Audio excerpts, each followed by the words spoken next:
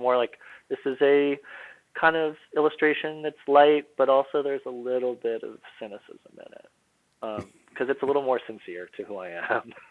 Yeah, a good word for it might be insidious. Insidious. In the nicest way. That's good. Yeah, it's a terrifying movie. Ty but yeah. Williams, Insidious. Insidious. New show up now. Sure. Well, I'll take it. Yeah. To backpedal a little bit, just for our younger listeners out there who are just getting out of school or something. So you were at Flagler, which is a great place. You were locked there, I'm guessing, for a solid 4 years. So you had to be in your community. How did you hit the ground running after that, or was there a gap? Like, what did you do? Oh, I love this. So while I was a senior, one of said roommates got a gig working for Nike, which at the time, I was just like, whoa, like that can happen? Because I still, even now at my age, I still think I'm like, people are working for Nike? Like, that's a thing you can do? Like, I just thought he was like a superhero, and he is still brilliantly talented. Does he go by the nickname Moose? Is that? No. But Moose, no. But, it's my old roommate also. I didn't know you lived with Moose. No, but also a wonderfully talented person. But anyway, this person went and worked for them, and it was like a trickle-down effect. Someone, so he went and moved to the West Coast, I guess is my point. And some people at this time, Facebook had just kind of started up, and someone, I think, found me on there and was like, hey, like, would love, and MySpace existed. Someone's like, we'd love to do like a graphic by you on one of our T-shirts. And I was like, this is a thing? Like, I can do this? And I was a senior, putting my portfolio together. And it was Hurley, was my first T-shirt graphic. Oh, my gosh. That's crazy. Which now, because like everyone wants to roll their eyes at their like seminal moment, and I don't know, they're like, or whatever it may be. But for me, like, that meant a lot. It was a really big thing for me, and I was, again, as a student, and I was like, wow, like, I'm here, and I think from that I kind of developed a little bit more of a pathway where I was like, I want to do graphics, but I also want to like paint and like hang things and do that. And shucks, it's been, I don't know, 13 years now. I don't want to date myself too bad, maybe a little longer. And so, yeah, it branched out in a bunch of directions. But once I realized that really my talent, I think, really laid in the networking part of it. Anyone could do what I do, and far better. It's just the fact that I was like hungry and really loved my friends and loved getting to make more friends. So I was like, well, if I can do that and no one's complaining when it's done, I guess it's okay. And then if I can get a little bit of money to go to Trader Joe's at the end of it, then this doesn't seem like it wasn't a success. This seems like a success to me. And my parents were kind of like, well, and I still in the summer would go back to Maine and work at a bar and schlep it out, but on the side was always reminding myself, like, yes, you're doing this bar thing, and and which I'm not knocking at all, because I actually miss the interaction of that. Once I stopped working in restaurants and bars, then I was like, crap, I really miss the service industry because of my interaction with people. Because once I went full time doing what it is I do now, it's especially now, I'm not really that exchange happening all the time. But yeah, that was it. It was ultimately a T-shirt graphic, and it kind of just snowballed from there. Yeah. And then fast forward, did you happen to do a mural on the Bowery? I did. I did. Yeah, I did a mural on the Bowery. Patagonia was opening a store. 2012, roughly, right? That was like 12 or 13. That was, I think it's gone now, right? They just opened one in Williamsburg. Yeah, because I started, I moved after college to New York, which is what a lot of Flagler grads, I felt like, within my community. A lot of us did it. And a lot of the upperclassmen that I looked up to creatively, like Jeremy Dean and some of those, some really awesome creative people that I always look to as being like, they're real. Like, in my mind, like, they're real artists. I'm this kind of remora on the side of this shark that is burning creativity. These are the guys that are going to eat like no food because they want to put their art first. Me, I'm like, I gotta like do whatever it takes to get the groceries. So, and so I went to New York and got a serving job up there, but I knew that I wanted to be in New York because I felt, I needed to be more around a community. And so, I think I was there until about 2011. And at that time, again, like Mollusk was there, and that Tyler there. That community was so vibrant, and it's much more so now at the time. But it was such an interesting thing for me at the time to be like, oh, surfing isn't out the window here. It's still very much a part of this. But I did a mural on the Bowery for Patagonia, and the point of it was that those post-no bills construction barricades that they put on buildings, they're actually owned by the construction company or whatever, I guess. And Patagonia, I had done some children's designs for the children's wear, and the manager at the time, I don't want to get anyone in trouble, but someone reached out to me and they just said, we don't own the barricade, but we want people to know that there's going to be something cool here coming soon. You're not legally supposed to do it, but like if you do it, whatever. And I was like, I got it, because it's going to be fun, and I'm not going to it's going to be fun and accessible. And I put flying fish all over the barricade. And ironically, I did it in the middle of the day, and I took selfies with cops. Cops came and they were like really stoked on it. And I had a blast. And so I was like, oh man, if you just do stuff during the daytime and it's like positive. But anyway, I did do that. And then a plethora of other ones. But that was just, it was such a fun time. So that might have been the first time I saw your work, I think. It might have been there, but it was kind of fun to see how that was kind of coming together there. They actually grabbed the whole community to get people to work on that story, which was nice. So it was so cool. They actually had a bunch of artists. I know one of which, Rambo, who recently passed away, who was like a really talented artist. He was there when I was there as well. He was doing one of the dressing rooms. So it was also, again, really good for me because in the way in which New York, very, very, very specifically to New York, what I was doing, totally different to what a street artist is doing. I'm like, Richard Scarry or Dr. Seuss, and then that person's a legit tagger. But at the same time being like, hey, you want to go get a bagel after this? And you're like, oh, what are you listening to on your headphones? And that to me was just like magical stuff. So,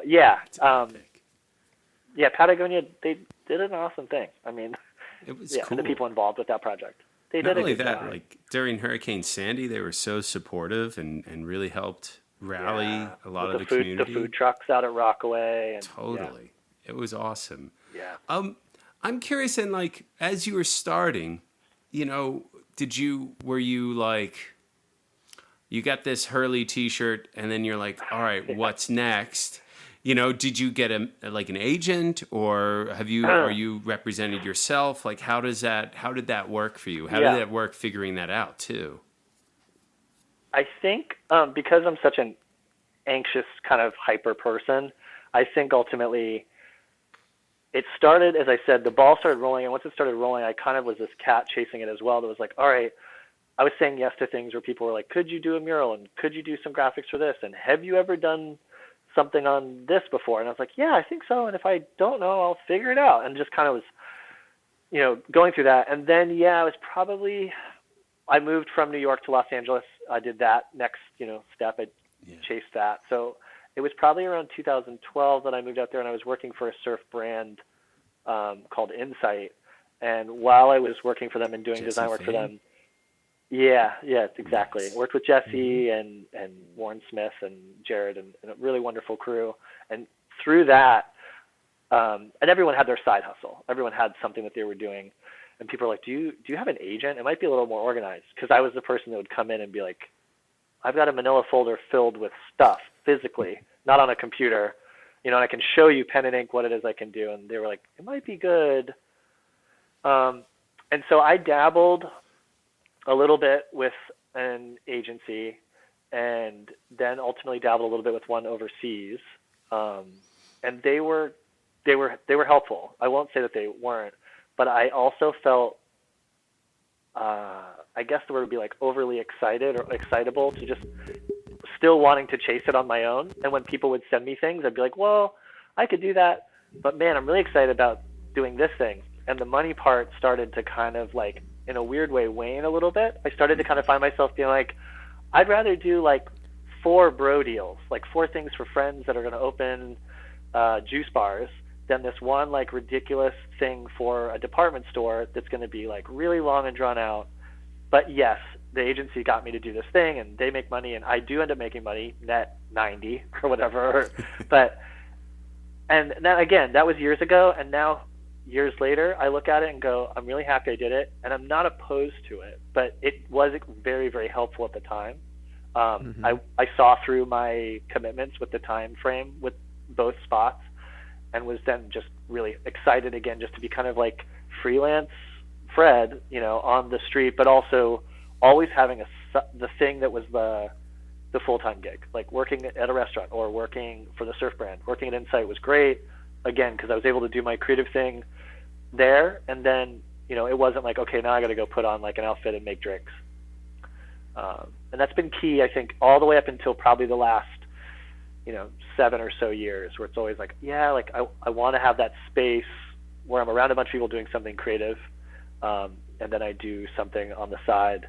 And this past couple of years, I think probably has hit a lot of people that way, where they were used to physically going to an office or an agency of some sort and being like, and now they're doing it this way, which it's different. But I think it's me just having to get over the hump of being a little bit of a Luddite, which is what the agency really helped with. Do you have a commercial gallery or no? I don't. I was repped by a gallery in Tokyo for a few years. Makes sense. Yeah, I did. I hate the way that sounds. I did well in Tokyo. I did good. I love Japan. It's a second home. I definitely have to give a big plug to Jamie Brisick, because when I was living in New York at the time, during the time period that Mollusk existed, that became kind of a safe haven for me to go sit. And I was, you know, working at the restaurant, and at that time working at Vice as an intern, just kind of, again, wanting to be around people. And Jamie was in Mollusk and was like, I just got back from Japan and it was great. And there was a little Japanese community of surfers as well that were at the shop, and they were like, you should just book a ticket and go. And I think that really, it inspired me to go, and I went, and I ended up staying for almost 6 months. And then after that, every year going back. And so Japan, I really created, in my mind, I was like, I'm just going to hit the ground running, made good friends. And so, yeah, the gallery that was repping me there was tremendous. Things over time changed, and they lost their space, but they still exist in some capacity. But yeah, no, the gallery thing was, I recommend it. I think it's great if you're going to hang paintings and want to sell paintings.